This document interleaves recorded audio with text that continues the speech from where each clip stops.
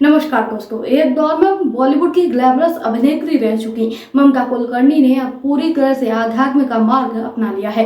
ममता, जो अब साध्वी यमाई ममता नंदगिरी के नाम से जानी जाती है, हाल ही में किन्नर अखाड़े की महामंडलेश्वर घोषित की गई है। ये रूपांतरण सिर्फ एक आधिकारिक घोषणा नहीं बल्कि एक गहन आत्मिक यात्रा का प्रतीक है। कल्कि धाम में आयोजित एक विशेष कार्यक्रम में उन्होंने कहा कि मैं किसी और उद्देश्य से आई थी, लेकिन मेरा पांव, मेरा मन और मेरी आत्मा सब वहीं ठहर गया। मुझे नहीं पता था जिस राह पर मैं चल रही हूँ वो मुझे इस दिशा में मोड़ देगी। अब लगता है ये मेरा पूर्व निर्धारित मार्ग ही था। मैम, कल्कि धाम होके आ रही, किस तरीके का लगा आपको? एक्सपीरियंस कैसा लगा कल्कि धाम गई? सर्वप्रथम श्री गणेशाय नमः, श्री गुरुभयो नमः। सर्वमंगल मांगल्ये शिवे सर्वार्थ साधिके शरण्ये त्र्यंबके गौरी नारायणी नमस्ते। कर चरण कृतं वा कार्यजं कर्मजं वा श्रवणनयन जं वा मानसं वा परागं विहितं वा सर्वदेवेक्षमस्व। जय जय करुणामय श्री महादेव। कल्कि धाम, जैसे मैंने कहा, मैं स्वयं ऋषि जमदग्नि गोत्र से मेरा जन्म हुआ है और मेरे बचपन में जो ऋषि जमदग्नि की जो पत्नी थी रेणुका, वही यमाई करके मेरे दादी के स्वप्न में आके उन्होंने संदेश दिया कि मैं आ रही हूँ और इस लड़की को मेरा नाम प्राप्त होना चाहिए। इसलिए मेरे गर्भ में मेरा नाम यमाई करके पड़ा था।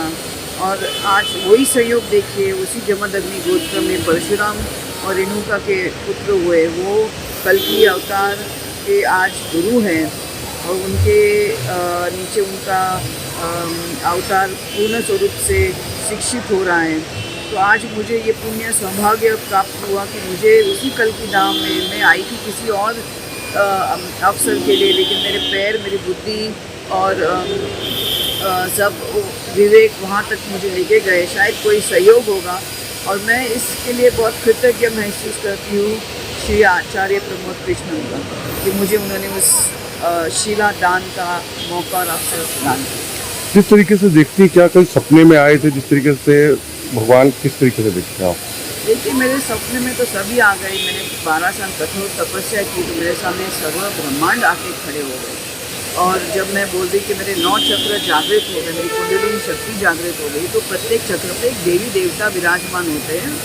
जब वो आके अपनी परीक्षा लेते हैं, आपको देखते हैं कि आप सब निपुण हो उस एक एक चक्र में, तब जाके आप कुंडलिनी शक्ति के ऊपर स्तर जो तुरीयावस्था है वहाँ तक आप पहुँचते हो।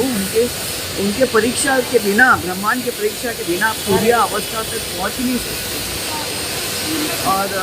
और इसके ऊपर मैं क्या कह सकती हूँ, उन्हीं का होगा मार्गदर्शन होगा।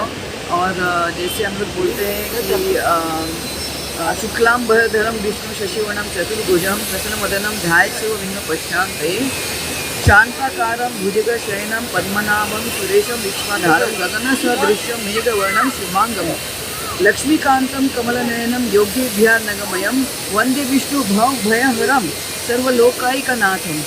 ममता का ये आध्यात्मिक रूप से पुनर्जन्म उनके जीवन की नई कहानी है, जहां अब उनके हाथों में शास्त्र हैं और मन में समाज और आध्यात्म की सेवा का संकल्प। बॉलीवुड की चकाचौंध छोड़ अब वे संन्यास की शांति में रम चुकी हैं। आपकी राय हमें कमेंट में जरूर बताएं। ऐसे ही लेटेस्ट अपडेट के लिए हमारे चैनल रॉयल बुलेटिन को लाइक, शेयर और सब्सक्राइब करना ना भूलें।